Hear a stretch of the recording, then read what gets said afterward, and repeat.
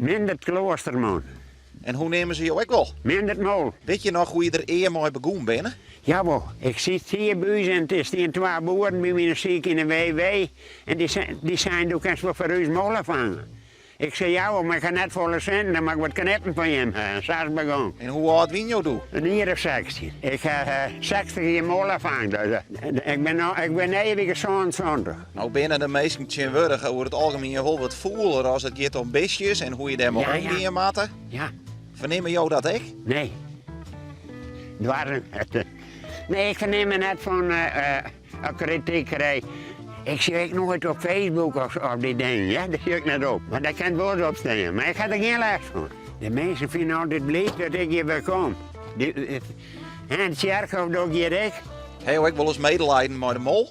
Oh, nee, maar ik ben wel mooi van, ik heb ons leven nog aan, dat bieden ze mij. Maar ze deerslaan met het.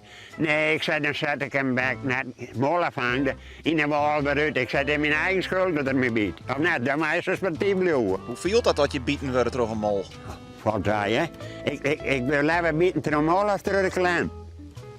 Ga je dat ik wel eens mooi maken? Ja, jawel. Net zo bot, maar dan weer het meest een tussenstankje. Maar ik heb wel 20 minuten.